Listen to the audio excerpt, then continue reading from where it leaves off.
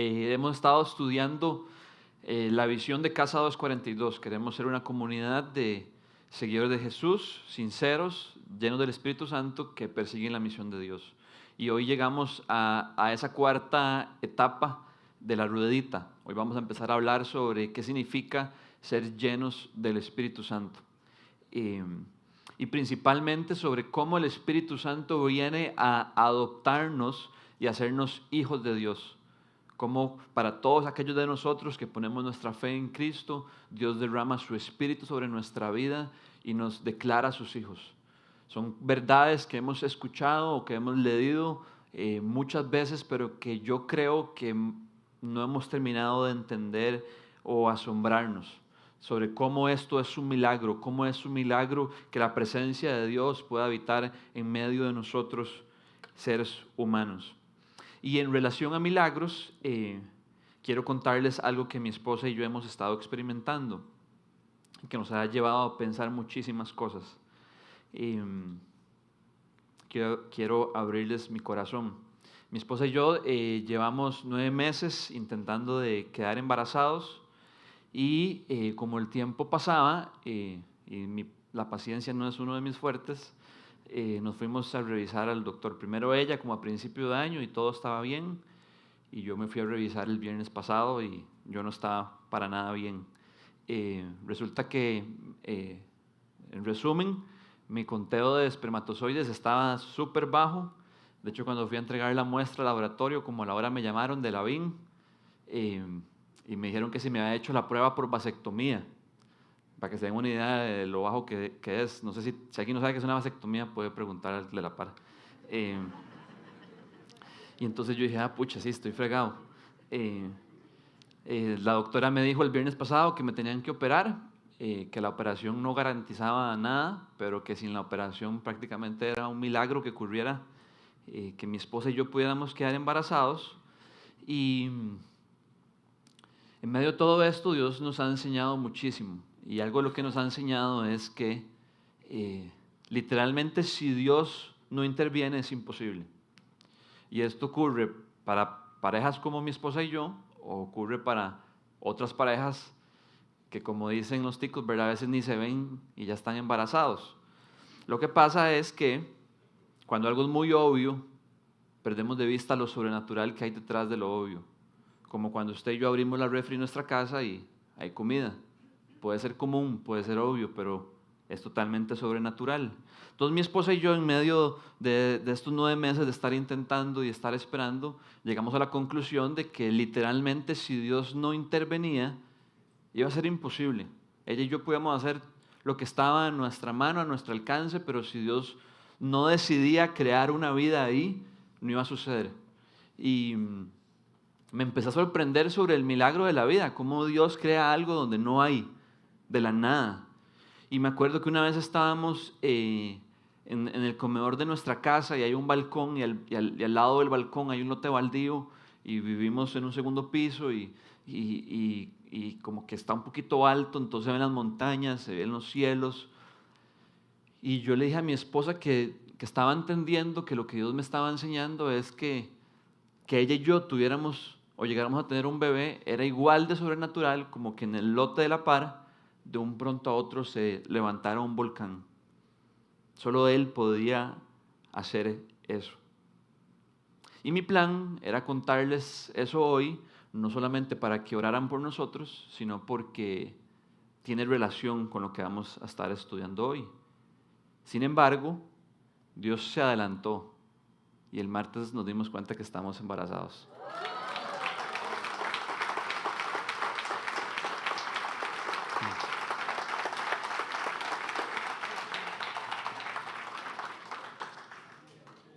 Muchas gracias. Llegó uno a la meta. Un valiente. Literalmente Dios hizo un milagro. El viernes recibí un diagnóstico y 4 días después teníamos un resultado diferente. Fue muy lindo porque la doctora viene aquí a la iglesia y no fue nada fácil para mí, ¿verdad?, ir a la doctora, quitarse la ropa y mucho menos que venga a esta iglesia. pero yo sentí un propósito de Dios, luego les puedo contar, es un testimonio muy lindo. Y el domingo pasado la doctora me dijo, "Y en el consultorio yo no quise como decirle nada porque como la parte profesional, médica, ¿verdad? Pero de hecho el domingo pasado, el día que no hubo luz, ella oró por mí y pedimos por un milagro y Dios contestó. Fue sobrenatural. Y la razón por la que les dije que tenía relación con la charla de hoy es porque algo de lo que estuvimos aprendiendo en esos 9 meses es que igual de sobrenatural es que nosotros podamos ser hijos de Dios. Así como es sobrenatural y un milagro que una vida natural, una vida física nazca, la Biblia nos enseña que es igual de poderoso o aún más increíble que una vida espiritual nazca en nosotros. Veamos lo que dice Efesios 2, del 1 al 5. Dice, en otro tiempo ustedes estaban muertos en sus transgresiones y pecados, en los cuales andaban conforme a los poderes de este mundo. Se conducían según el que gobierna las tinieblas, según el Espíritu que ahora ejerce su poder en los que viven en la desobediencia. En ese tiempo también todos nosotros vivíamos como ellos, impulsados por nuestros deseos pecaminosos, siguiendo nuestra propia voluntad y nuestros propósitos. Como los demás éramos por naturaleza objeto de la ira de Dios. Pero Dios, que es rico en misericordia, por su gran amor, nos dio vida con Cristo, aun cuando estábamos muertos en pecados. Por gracia, ustedes han sido salvados. Veamos cómo en este versículo 4 y 5 se nos presenta un contraste. Versículo 5 nos dice que nos dio vida aun cuando estábamos muertos. Lo que Pablo nos habla en Efesios 2 es que hay un antes y un después para la vida de cada persona en Cristo Jesús. El antes es que estábamos muertos espiritualmente, estábamos muertos en nuestros pecados. Teníamos vida porque podíamos respirar, podíamos caminar, podemos existir, pero realmente estábamos muertos para aquello que es lo más importante en la vida de todo ser humano. Estábamos muertos para con Dios. No es que no queríamos tener una relación con Dios, es que aunque quisiéramos tener una relación con Dios, no podíamos tenerla. Porque una persona muerta no puede hacer nada por sí misma. Estábamos en una condición miserable y sin esperanza. Literalmente es como si fuéramos manejando en una autopista a toda velocidad y nuestros frenos de un pronto a otro se joden y estamos rumbo a morirnos. Cada vez alejándonos más y más de Dios. Pero Pablo nos informa que gracias a Dios, que gracias a su misericordia, que gracias a su amor, Él a través de Cristo nos dio vida aun cuando estábamos muertos espiritualmente. Eso quiere decir que si Dios no hubiera intervenido a través de su Hijo Jesucristo, nuestra condición seguiría siendo la misma. Y esto me hizo pensar en la primera ley de Newton. No sé quiénes se acuerdan o las tienen un poco frescas, pero si no se las refresco. Newton decía que todo cuerpo permanece en reposo o en un movimiento constante a no ser que una fuerza externa ejerza poder sobre ese cuerpo. Y yo creo que Newton había entendido lo que era la salvación. A no hacer que Dios interviniera, nosotros seguíamos rumbo, alejándonos de Él, cada vez más separados de Él. Pero por gracia Él decidió intervenir y salvarnos gracias a lo que Jesús hizo por nosotros, para que todos aquellos de nosotros que pongamos nuestra fe en Cristo, que reconocemos que Cristo es el Hijo de Dios, que Él es el Salvador del mundo, que Él es el Señor de nuestra vida y que lo que Él hizo con su vida en la cruz y al resucitar es suficiente para presentarnos delante de un Dios justo, santo y perfecto, para probarnos y ser aceptados por Él. Para todos los que ponemos nuestra fe en Él, Dios nos recibe en su familia y nos hace sus hijos. Solo por gracia solo mediante la fe, solo por Cristo y para la gloria de Dios. Esas son las buenas noticias del Evangelio. Veamos lo que dice Juan 1, del 12 al 13. Quizás uno de los versículos que más conocemos, más a cuantos lo recibieron, a los que creen en su nombre, Dios les dio el derecho de ser sus hijos. Estos no nacen de la sangre, ni por deseos naturales, ni por voluntad humana, sino que nacen de Dios. Mi esposa y yo llegamos a la comprensión de que así como sucedió con nosotros, sucede en cada uno de nosotros espiritualmente. No hay ningún hijo de Dios que nazca espiritualmente por deseos propios, por voluntad propia, sino que nacen de Dios. Veamos como dicen que no nacen por deseos naturales. Nuestros deseos naturales más bien era alejarnos cada vez más del Señor. Dice Pablo que nos conducíamos según el que gobierna las tinieblas, que éramos impulsados por nuestra propia voluntad para cumplir nuestros propios propósitos, para agradarnos a nosotros mismos. Pero Dios sopló vida sobre nosotros y nos hizo nacer de nuevo y nos hizo parte de su familia cuando ponemos nuestra fe en Él y confiamos en Él. Y esto es más increíble aún cuando entendemos de la familia de la que veníamos. Leamos Juan 8, del 42 al 44. Este es un pasaje fuerte, pero es totalmente cierto. Jesús está teniendo una discusión o está refutándole a los fariseos que ellos afirmaban que ellos eran hijos de Dios, hijos de Abraham, simplemente por cumplir la ley. Y Jesús les responde, si Dios fuera su Padre, les contestó Jesús, ustedes me amarían, porque yo he venido de Dios y aquí me tienen. No he venido por mi propia cuenta, sino que Él me envió. ¿Por qué no entienden mi modo de hablar?, les preguntó Jesús. Porque no pueden aceptar mi palabra. Ustedes son de su padre el diablo, cuyos deseos quieren cumplir. Ahora Marianita nos explicaba el significado de la redención y literalmente es que Dios nos rescató de una familia, de la peor familia y nos adopta en la mejor familia. Esas son las buenas noticias del Evangelio. Veamos qué fuerte como Jesús dice que nuestro deseo era cumplir los deseos de nuestro padre antiguo. Pero ahora Dios ha cambiado nuestro corazón al derramar su espíritu sobre nuestra vida y al adoptarnos en su familia y al hacernos sus hijos. De hecho, la charla de hoy se llama el espíritu de adopción. Yo estoy profundamente convencido de que uno de los roles primarios del Espíritu Santo, aparte de darnos nueva vida en Cristo, es convencernos y es ayudarnos a apropiarnos de todo lo que somos en Cristo, de que podamos creer y estar profundamente convencidos de que somos sus hijos. Podríamos dedicar todo un sermón para explicar que Cristo, de que el Padre y Cristo y el Espíritu son Dios, tres en uno, pero simplemente lo vamos a poner como una cama, como un fundamento del cual vamos a proceder. Y mi oración ha sido hoy oré en la mañana en mi casa, de que Dios nos abra los ojos y nos permita verdaderamente asombrarnos y estar sorprendidos de la verdad de que Dios, Espíritu Santo, vive en nosotros.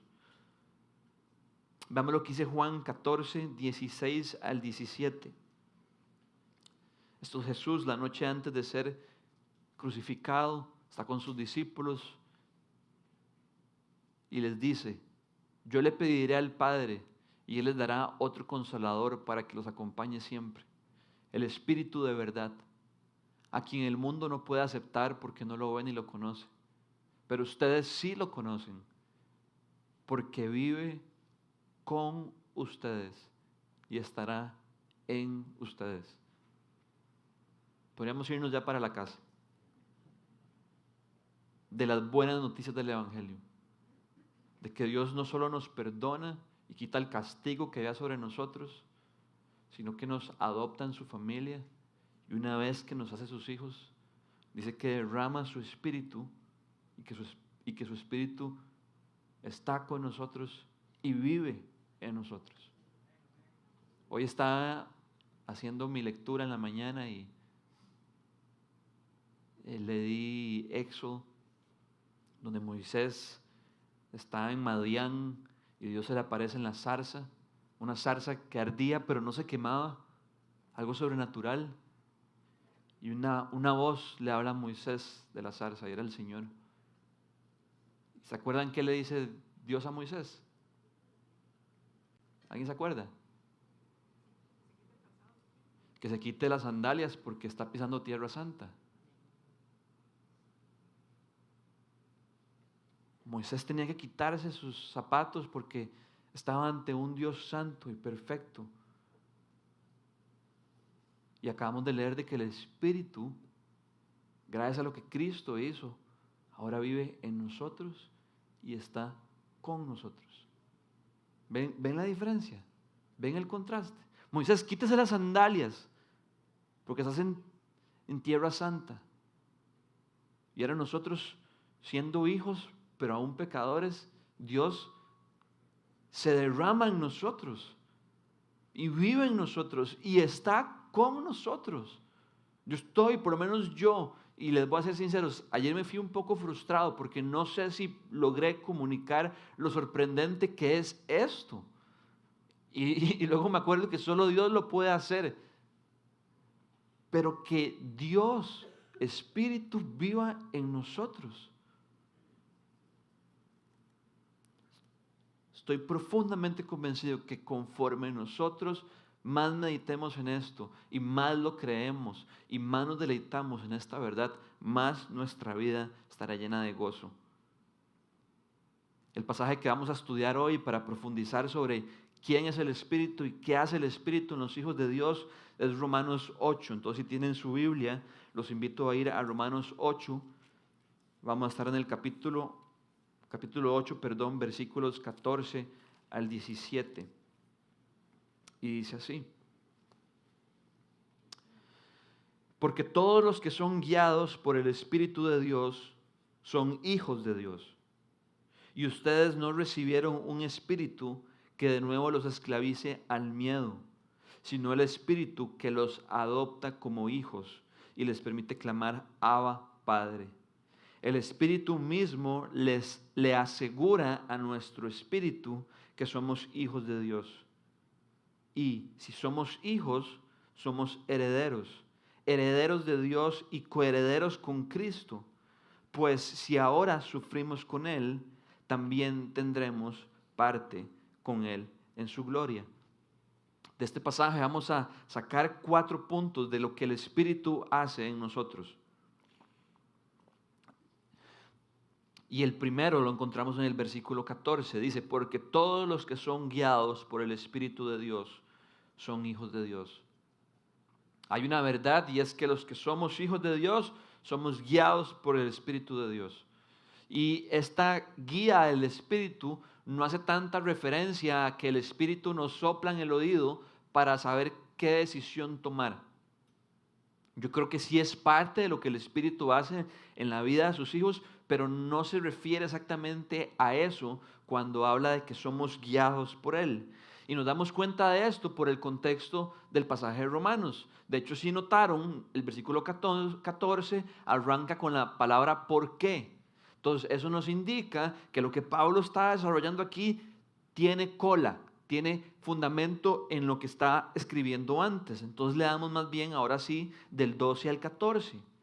Dice: por tanto, hermanos, tenemos una obligación, pero no es la de vivir conforme a la naturaleza pecaminosa. Porque si ustedes viven conforme a ella, morirán. Pero si por medio del Espíritu dan muerte a los malos hábitos del cuerpo, vivirán. Porque todos los que son guiados por el Espíritu de Dios son hijos de Dios. Entonces, vivir guiados por el Espíritu de Dios significa que el Espíritu habita en nosotros y nos empodera para vivir de una manera diferente, para vivir de una manera cuya característica principal es agradar a Dios y complacer a Dios. A diferencia de antes que vivíamos para agradarnos a nosotros mismos y complacernos a nosotros mismos, el Espíritu nos empodera para agradar a nuestro Padre. Significa estar bajo una nueva influencia. Hay una nueva influencia en el corazón de los creyentes. Y me puse a pensar en cuando yo era chiquitillo y mis papás siempre se preocupaban por quiénes eran las personas que me rodeaban, porque esas personas eran las que podían llegar a influenciarme, por cómo me podían influenciar en mi manera de hablar, en mi manera de actuar, en mi manera de comportarme, en mi manera de vestir. De hecho, es vacilón que las personas que más nos conocen tanto, que cuando de repente empezamos a actuar de manera diferente, como que ellos pueden concluir o asumir que estamos actuando bajo la influencia de alguien más, porque no es normal en nosotros. Y yo creo que eso es lo que el Espíritu Santo empieza a hacer en la vida del creyente. Empieza a ser evidente que actuamos de una manera diferente porque estamos bajo la influencia de alguien más. Esa es la labor principal del Espíritu, reorientar nuestra vida y apuntarla a Cristo, apuntarla al Señor. Y que sea evidente que estamos bajo la influencia de alguien más para la gloria de Dios. Ser hijos de Dios y ser guiados por su Espíritu implica una influencia constante por más de Él. Implica un set nuevo de deseos, apetitos, antojos y prioridades. Implica nuevas metas y nuevos objetivos. Ya no somos gobernados ni dominados por nuestros malos deseos. Ya no somos gobernados ni dominados por nuestra naturaleza pecaminosa. No quiere decir que fue eliminada de nosotros, pero tenemos el poder para poder dar muerte, dice Pablo, a esos deseos. Les quiero dar un ejemplo. La semana pasada, mi esposa tuvo un baby shower un martes a las 4 de la tarde. Yo sé, rarísimo de horario, pero a esa hora era el baby shower. Entonces eran las 4 de la tarde y yo asumí que ya iba a llegar a alguna hora de la noche. Como a las 7 me dice que se va a quedar conversando con unas amigas un ratillo. Entonces yo digo, seguro va a llegar como no a las 7, 7:30. Son las 10:30 y mi esposa no ha llegado a la casa. Y yo dije, pucha, el baby shower se convirtió en algo más. Y yo me molesté. Yo me molesté no porque mi esposa estuviera tarde o estuviera disfrutando, sino porque yo sentí que no fue lo suficientemente clara para avisarme que iba a llegar tarde. Entonces yo no estaba tranquilo, yo ya empecé a pensar de que qué le había pasado, de que por qué no estaba en la casa, y no me duermo tranquilo. Entonces, cuando yo ya me voy a dormir, empiezo a pensar, uy, hay que sacar a los perros y estoy muy cansado, qué pereza. Y todo mi pecado me dice, hay que los saque su esposa, de por sí nadie la tiene llegando tarde. Y empezó el Espíritu a influenciar mi vida y estaba entre dos realidades, o que mi esposa lo saque porque llegó tarde, ¿quién la tiene? O va a llegar tarde y va a estar más cansada que usted porque usted no lo saca y la sirve de esa manera. Es que, ¿verdad? Es que no, es que para qué, ¿verdad? Y al final el Espíritu me convenció y pude sacar a los perros. Pero no siempre sucede, ¿verdad? Hay veces que el Espíritu quiere influenciarnos en dirección a Dios, pero nosotros nos plantamos firmes y le contrarrestamos su influencia. Pero lo que quiere decir entonces que somos guiados por el Espíritu es que el Espíritu va a empujar fuerte para llevarnos al Padre, para conformar en nosotros la imagen de Cristo, para que cada vez nos parezcamos más a nuestro Señor, para que cada vez nuestro corazón palpite más por las cosas que palpita el corazón de Dios, para que cada vez más nos deleitemos en hacer su voluntad, para que cada vez más aborrezcamos el pecado, para que cada vez más disfrutemos de vivir para Él. Y las buenas noticias es que unos versículos antes, en el versículo 11, Pablo aclara que este mismo Espíritu que hemos recibido es el Espíritu que levantó a Cristo de entre los muertos.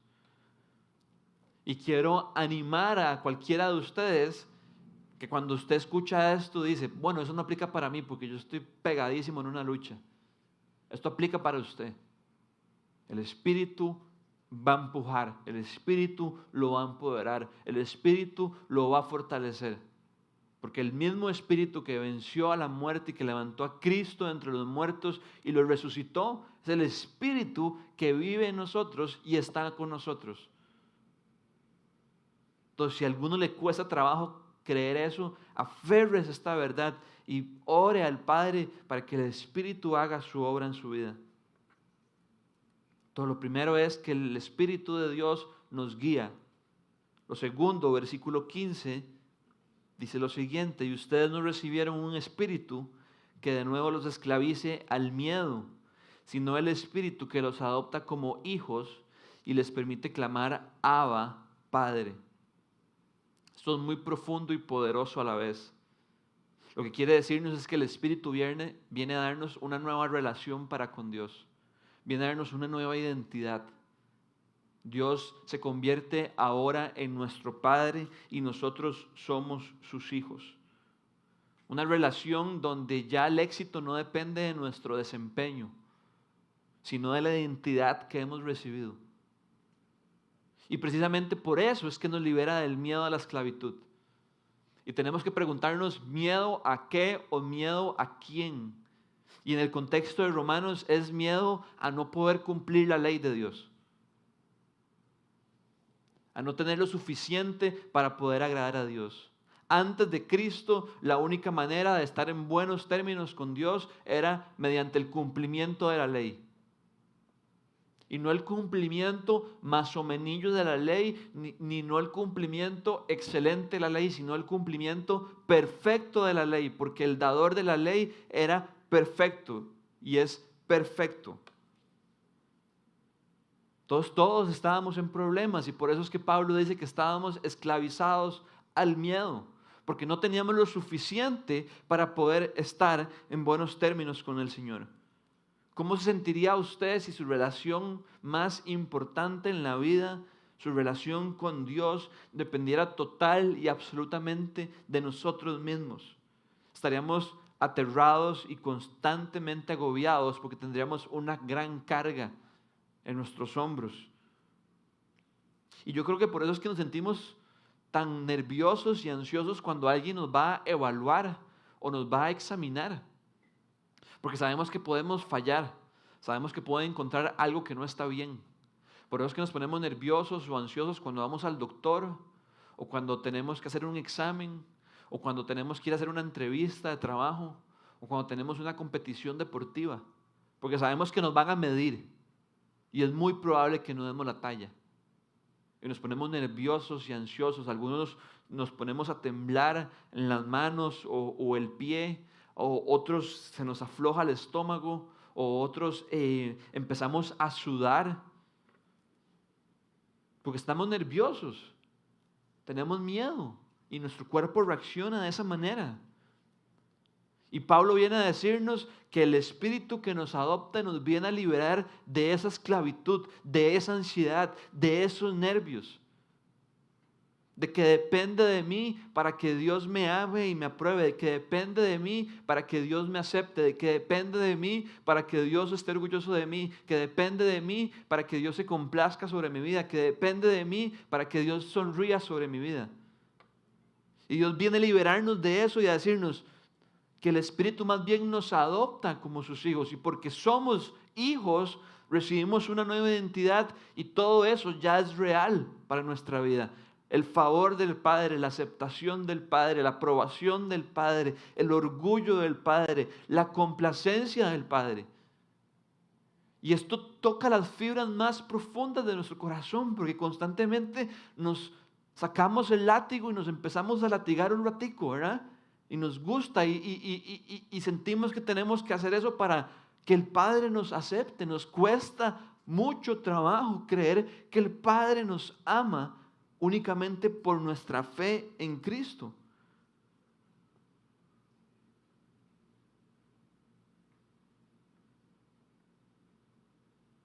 Por eso es que el Evangelio es tan poderoso, porque el Evangelio nos da una nueva identidad. Y es esa nueva identidad la que hace que todo el favor de Dios esté sobre nosotros, no por nuestros méritos, sino por los méritos de Jesús.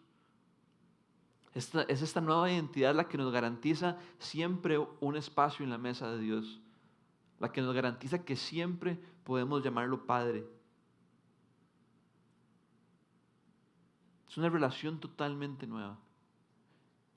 Y es tan radical que en el texto Pablo dice que es un espíritu que nos adopta como hijos y les permite clamar Abba, Padre. Puedes ponerlo, Juan, otra vez, el 15. No, ¿dónde estabas? Romanos 8:15. Ahí, perfecto. Y ustedes no recibieron un espíritu que de nuevo los esclavice al miedo, sino el espíritu que los adopta como hijos y les permite clamar Abba, Padre. Díganme si no creen que sin la última parte y les permite clamar Abba, Padre, está clara la idea. De decir, sí, el espíritu no me esclaviza al temor, me adopta como hijo. Ya entendí, soy hijo. Porque Pablo habrá agregado esa segunda parte y les permite clamar Abba, Padre. Esta es mi conclusión. Abba, Padre aparece únicamente 2 veces más en todo el Nuevo Testamento. Aparece en Marcos y aparece en Gálatas. Y el pasaje de Gálatas es como un clon del de Romanos. Entonces es la misma idea, es muy parecido. Pero el pasaje de Marcos es Jesús mismo hablando. De hecho, es Jesús cuando estaba en el huerto de Getsemaní la noche antes de ser crucificado. Quiero que lo leamos, Marcos 14:36. Jesús estaba orando y dijo, Abba, Padre, todo es posible para ti. No me hagas beber este trago amargo, pero no sea lo que yo quiero, sino lo que quieres tú. Por cierto, Abba significa padre en arameo.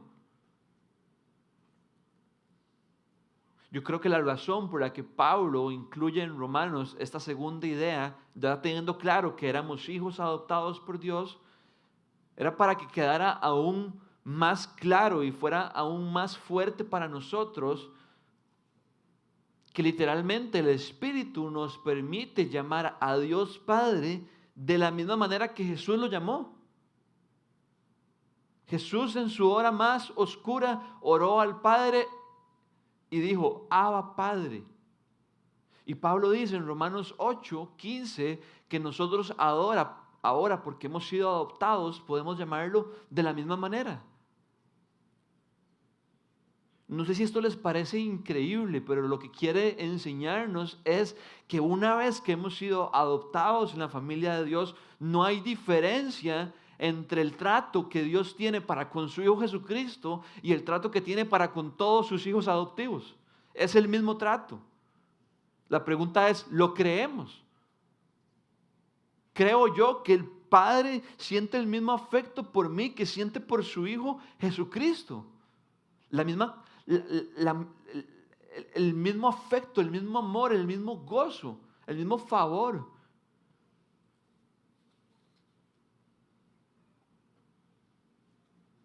Lo que esto quiere enseñarnos es que tenemos el mismo nivel de intimidad. Y personalmente yo me he dado cuenta que lo puedo ver en el texto, lo puedo creer en mi cabeza, pero no es algo que gobierna mi corazón. Porque si gobernara mi corazón, primero me llevaría a adorar a Dios más constantemente en mi día a día. Y segundo, traería un sentido de paz, de descanso, de gozo perpetuo sobre mi vida. De que el Padre está complacido conmigo. Y como esto es tan radical, yo creo que por eso es que el versículo 16 dice lo que dice. El Espíritu mismo le asegura a nuestro espíritu que somos hijos de Dios. ¿Nos cuesta trabajo creer que esto sea cierto o no? ¿O soy solo yo el único? Me cuesta trabajo creer que Dios me ame tanto y de la misma manera que amó a su Hijo. Pero por eso es que el Espíritu no solo nos guía a Dios, no solo nos adopta como hijos, sino que el Espíritu nos asegura a nosotros mismos, a nuestro espíritu, a nuestra alma, a lo más profundo de nuestro ser, que lo somos. ¿Por qué? Porque nos cuesta trabajo creerlo. El Espíritu viene a darnos seguridad de quiénes somos en Cristo. Probablemente nosotros seamos como el hijo pródigo de la parábola que Jesús contó en Lucas 15, que cuando hemos pecado levantamos nuestra mirada al cielo y decimos: papá, he pecado contra el cielo y contra ti. Ya no merezco que se me llame tu hijo. Trátame como si fuera uno de tus jornaleros. Sin embargo, Dios no hace eso. Un autor llamado J.I. Packer dice que aun cuando no merecemos que Dios nos trate como hijos, sino como uno de sus jornaleros, Dios hace lo siguiente, dice así: Dios nos recibe como a hijos y nos ama con el mismo amor inmutable, es decir, que no cambia, con el que ama eternamente a su amado Hijo unigénito, Cristo. Porque en la familia divina no hay grados de afecto, todos somos amados, ponga atención, de forma tan plena como lo de Jesús. La pregunta es, ¿lo creemos? Creemos que no hay grados en la familia de Dios. Creemos de que Dios nos ama con el mismo amor inmutable con el que ha amado eternamente a su Hijo Jesucristo. El Padre y el Hijo siempre han sido uno. No han tenido un inicio y no tendrán un final. Siempre han tenido una relación amorosa y armoniosa. Y el Evangelio nos dice que para aquellos que hemos sido adoptados por el Espíritu, por nuestra fe en Cristo, Dios nos ama con el mismo amor inmutable y eterno que ha amado a su Hijo Jesucristo. Yo no sé si usted ha escuchado mejores noticias que estas, pero yo no. Pongámonos en los pies de cualquier papá. ¿Cómo se sentiría un papá o una mamá si se da cuenta y se entera que su hijo anda diciendo por donde va caminando que él constantemente duda de si realmente es su hijo? Traería mucho dolor a la vida de estos padres. Los padres se preguntarían: ¿pero por qué mi hijo duda de si yo soy su papá o su mamá? Ahora imaginémonos cuánto más nuestro Padre Celestial, que es perfecto, no quiere que nosotros andemos por la vida dudando de si somos sus hijos. Por eso es que su Espíritu le asegura a nuestro espíritu que lo somos. Pero no quiere solamente asegurarnos que lo somos, sino que nos ama profundamente. Veamos cómo dice Primera de Juan 3:1. Fíjense qué gran amor nos ha dado el Padre, que se nos llame hijos de Dios. Y lo somos. Si el apóstol Juan nos dice que nos fijemos en esta verdad, es porque realmente es algo que necesitamos prestarle mucha atención. Fíjense. Fíjense en el gran amor que nos ha dado el Padre. ¿Se levantó usted hoy y se fijó en el gran amor que el Padre tiene por usted? ¿Meditó en eso? ¿Pensó en eso? Que el Padre lo ama. Yo demasiados días me levanto y no es el primer pensamiento que viene a mi cabeza. No debería extrañarnos que nuestra vida carezca tanto de gozo cuando Pablo dice en Gálatas que el fruto del Espíritu es gozo. Si nuestra vida está desconectada de estas verdades, ¿qué es lo primero que usted hace cuando se levanta? Se fija en eso, pone su mirada en eso, presta atención a esta verdad. Qué gran amor me ha dado el Padre que se me llame su Hijo. Y Juan inmediatamente dice: y lo somos. Creo que está muy relacionado con lo que Pablo dice en Romanos. Ese "y lo somos" viene a reafirmar nuestra identidad porque nos cuesta creer que eso es lo que somos.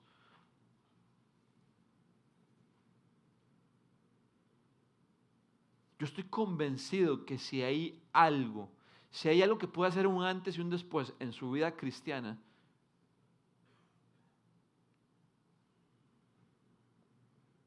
es que el Espíritu Santo, que el Espíritu de adopción nos dé una convicción real, una convicción genuina, una convicción verdadera de que somos hijos de Dios.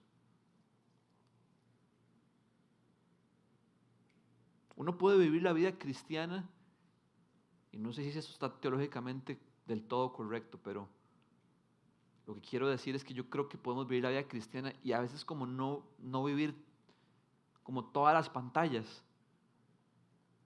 Ustedes, no sé si se acuerdan de Mario, ¿verdad? Como que uno iba por pantallas. Y a veces uno como que se saltaba pantallas porque quería avanzar más rápido, no se metía en los tubitos para... ¿Se acuerdan los tubitos que uno se metía o no? Sí. Yo creo que uno puede no vivir toda la vida cristiana, no meterse en todos los tubitos del reino de Dios conforme nos empezamos a alejar de esta verdad, de que somos hijos de Dios. El mismo autor que leímos dice ahora lo siguiente: si queremos juzgar en qué medida alguien comprende el cristianismo, procuremos lo siguiente: procuremos establecer qué es lo que piensa acerca del concepto de que es hijo de Dios y de que tiene a Dios como Padre. Si no es este el pensamiento que impulsa y rige su adoración, sus oraciones y toda su percepción de la vida, significa que no entiende nada bien lo que es el cristianismo. Yo leí esto por primera vez hace un par de años y desde que lo leí, creo que es de las frases que menos se me olvidan, que más marcó un antes y un después. ¿Por qué?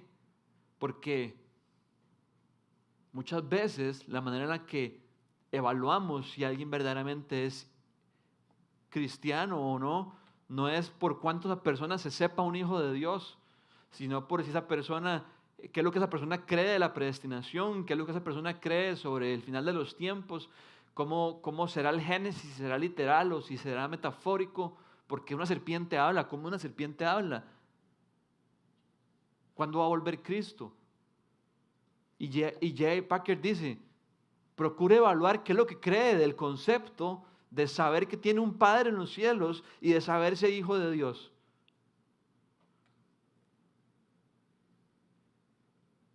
El Espíritu quiere asegurar a nuestro espíritu que somos sus hijos. Si hay alguien aquí presente hoy que constantemente lucha con esto, con inseguridad, con duda, con temor de si realmente es hijo de Dios, el Espíritu quiere darle a usted esa seguridad. Yo no se la puedo dar, nadie se la puede dar, solo el Espíritu se la puede dar. Y Dios es fiel, lo que dice en su palabra lo cumple. Ore al Espíritu y dígale: Espíritu, dame la seguridad de que te pertenezco, que soy tuyo, que soy parte de la familia de Dios. Porque yo no, siempre lo he dicho así, yo no podría vivir mi vida cristiana así. Yo todos los días me levanto y estoy profundamente convencido de que le pertenezco a Dios. Yo no podría vivir si soy o no. Sería el ser humano más miserable del mundo.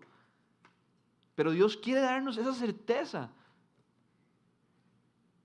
Entonces el Espíritu nos guía a Dios, el Espíritu nos adopta como hijos y nos da una nueva identidad, y el Espíritu viene a apoyarnos y a consolarnos, asegurándonos de que realmente lo somos. Y por último, versículo 17. Y si somos hijos, somos herederos, herederos de Dios y coherederos con Cristo. Pues si ahora sufrimos con Él, también tendremos parte con Él en su gloria. Este es uno de los versículos, creo yo, no sé por qué, lo creo, nada más como que lo pensé, que a veces lo leemos y pensamos como que tiene que tener alguna otra interpretación. Y creo porque usa palabras como coheredero, ¿verdad? Es una palabra que usamos en nuestro día a día. Entonces uno dice, ¿qué querrá decir coheredero? Seguro es esto, seguro es lo otro. Pero en realidad no hay ningún significado oculto. Es así de sencillo como suena, así de simple. Simplemente que por ser adoptados por el Espíritu y ser hijos de Dios, tenemos una herencia. Así como un padre y una madre dejan una herencia a sus hijos, ahora por ser hijos de Dios tenemos una herencia que nuestro Padre Celestial quiere darnos. Entonces somos herederos de Dios y coherederos con Cristo. Yo creo que Pablo otra vez quiere realzar la verdad que nos cuesta creer, que mediante la fe Cristo y el creyente son uno. Cristo no está aquí y el creyente está aquí. Cristo y el creyente están aquí. Y si a usted le suena raro, como a mí me suena raro decirlo, eso es lo que el Evangelio enseña. Somos uno, estamos unidos a Cristo.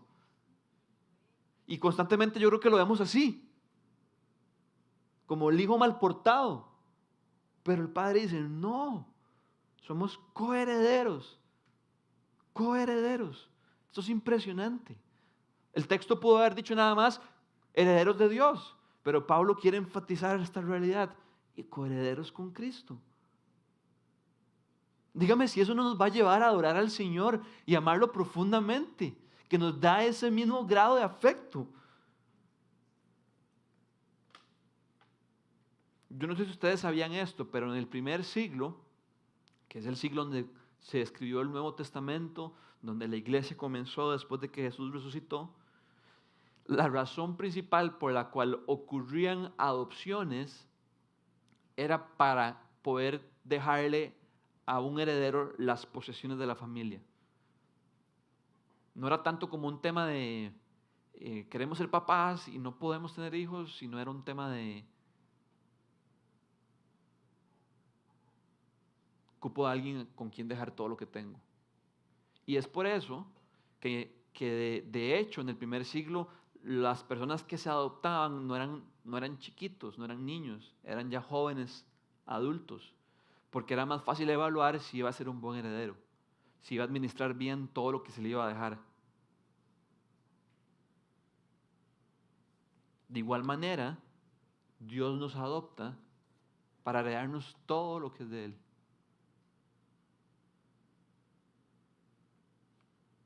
Y no es una herencia como la herencia terrenal, que a veces, ¿verdad? Hasta que es horrible, ¿verdad? Esas situaciones donde hay pleitos entre los hermanos y quién se deja qué, quién se queda aquello. Sino que nuestra herencia está garantizada. Y la manera en la que se encuentra garantizada es mediante el Espíritu. Vemos como lo dice Efesios 1, del 3 al 14. En Él, en Cristo, también ustedes cuando oyeron el mensaje de la verdad, el evangelio que les trajo la salvación y lo creyeron, fueron marcados con el sello que es el Espíritu Santo prometido. El Espíritu, garantiza nuestra herencia hasta que llegue la redención final, hasta que llegue nuestro rescate final, nuestra libertad final del pueblo adquirido por Dios para alabanza de su gloria. El Espíritu Santo garantiza, nos sella de que esa herencia va a ser nuestra, de que nadie nos la va a arrebatar, de que nadie nos la va a quitar.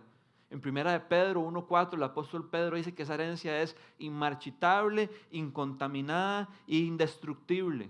Es una herencia como ninguna otra. Y por esta misma razón es que Pablo, cuando ora por los efesios, dice, Padre, ábrele los ojos para que ellos puedan comprender la riqueza de la herencia que les espera. No hay una mayor herencia, no hay nadie más rico que el Padre. No es una herencia de dinero, no es una herencia de plata, sino es una herencia de gloria. Por eso es que Pablo dice, pues si ahora sufrimos con Él, también tendremos parte con Él en su gloria. Cristo se rebajó, se hizo siervo, tomó forma de humano, fue a la muerte y muerte de cruz, se humilló hasta lo sumo, pero el Padre lo exaltó y le dio un nuevo nombre para que ante ese nombre toda lengua confiese y toda rodilla se doble que Él es el Señor. En el cielo, en la tierra y debajo de la tierra, Cristo está en gloria. El que fue un siervo sufriente ahora está reinando y el Padre le asegura a todos los que hemos puesto nuestra fe en Cristo y somos sus hijos que esa misma gloria nos espera. No es una gloria de dinero, es una gloria donde no habrá más dolor, donde no habrá más enfermedad, donde no habrá más pobreza, donde no habrá más delincuencia, donde no habrá más infertilidad, donde no habrá más abortos, donde no habrá más nada de maldad ni de pecado. ¿Quién no quiere esa herencia? Y el Espíritu nos garantiza que eso es nuestro. Eso debería darnos esperanza y ánimo para que en medio de nuestro día a día, cuando vemos todo lo distorsionado que el pecado ha hecho a nuestro alrededor, podamos gozarnos de que el Espíritu nos tiene sellados para que algún día podamos disfrutar de todo lo que Cristo compró para nosotros. Entonces el Espíritu nos guía a hacer la voluntad de Dios, el Espíritu nos adopta como hijos y nos quita el temor de que dependemos de nuestro desempeño para agradar al Padre. El Espíritu nos asegura que somos hijos y el Espíritu nos tiene sellados y nos ha garantizado una herencia eterna. Todos afirman, termino con esto, que la vida a uno le cambia cuando se convierte en padre. Y yo creo que de fijo es cierto. Pero a la luz de lo que hemos visto hoy, yo creo que realmente la vida nos cambia más bien cuando nos convertimos en hijos de Dios, en hijos de un Padre Celestial. Y no hay nadie más interesado, no hay nadie más comprometido en ayudarnos a sabernos hijos y a hacernos hijos que el Espíritu Santo.